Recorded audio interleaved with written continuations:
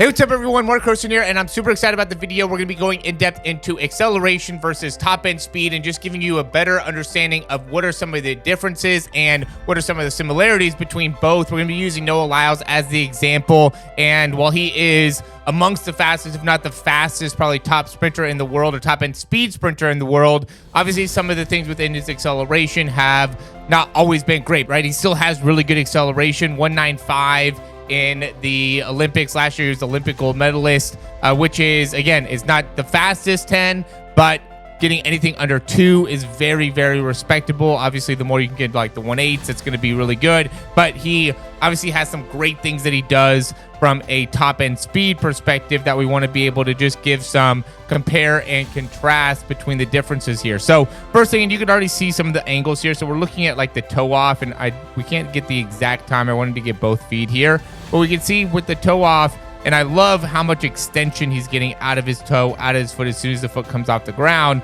We see 34 degrees with the angle of the shin in comparison to 40 degrees with the angle here on the left. This is from when he ran 1931, set an American record within the 200 meter.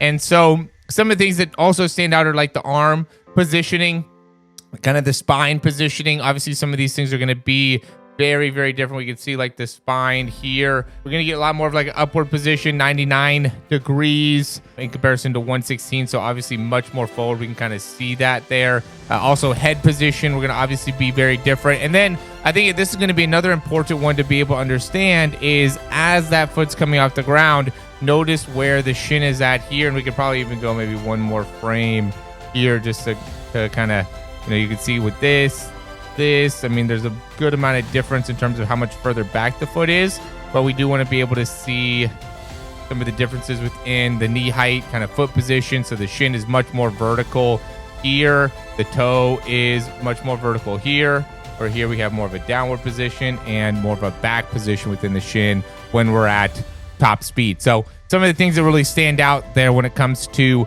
the acceleration. Now, some of the similarities, I would say the first big similarity is just going to be the push off, right? So you can see how much push he's getting on the right side here, as well as on the left side. So strong push off with the foot, but as that foot comes off the ground, so even though he's getting a strong push, he's very quick at driving the knee through. So the action ends up being a little bit different. Strong push off of the foot, but the knee action ends up being different, especially when you're at that top speed, because the angle changes of that push off. So when you're at top speed and you're pushing, a lot of times you end up pushing almost upwards with the foot, and that's what makes it so then you can see how he gets a lot of height here with the foot, and that's what makes him so unique. He has such a great ability to get very high within the foot, but then still has the time to drive the knees through, which is very impressive.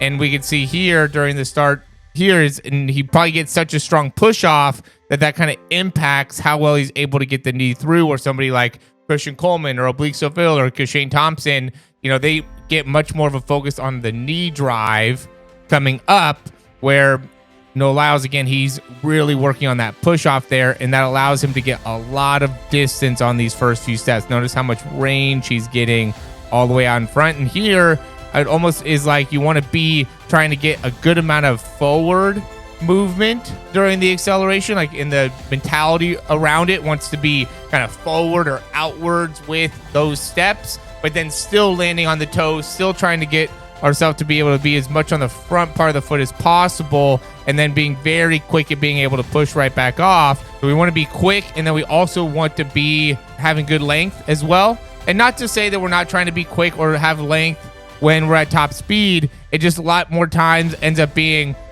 really, to me, and it's going to be different depending on the athlete and what we're trying to accomplish within the mechanics, but it's a lot more about kind of an upward movement. So instead of it being as much of like a forward movement here, it ends up being a little bit more of like an upward movement when you're at top speed. And then it's a lot more about like strong foot strike. So you really want to be very powerful with how we're striking the ground as we get into the top speed. And when you're landing, we still obviously want to be landing with that foot kind of coming back underneath, and we still want to be able to get good length. We wouldn't be landing with a lot of power, and we could have our weight a little bit further back. So we can see he's a little bit further back on the foot in comparison to here. He's more towards like the front part of the foot, and he's very quick to then get the heel up and then again push forward, drive the knee straight through.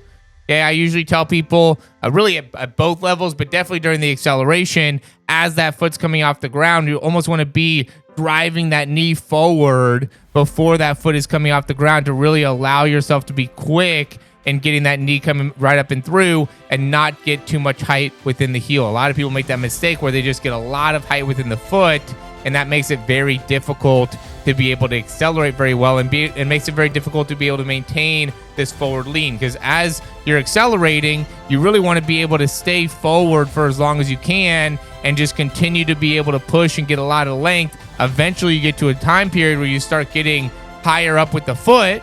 Okay, and then as that starts happening, as your foot gets higher, then you slowly start lifting up more within the upper body. And that's, I think, a key thing to understand here as we're kind of getting into that transition phase, which is that we want to be slowly transitioning. So as you're continuing to push and getting more power, you're going to almost naturally have this part of your body that starts to come up higher and higher and higher, and you want to be able to control that the best you can. But as that's happening, as your feet are coming higher up behind you, you want to be able to then slowly start lifting up within the spine and kind of maintain that long arm swing. Now we just end up starting to get a lot more kind of upward movement out of the hand, where as we're going here, it's almost more of like a forward movement out of the arms, out of the hands. There ends up still being an upward action, obviously, but you know, now once we get to top speed, we're really trying to keep the hands coming straight up.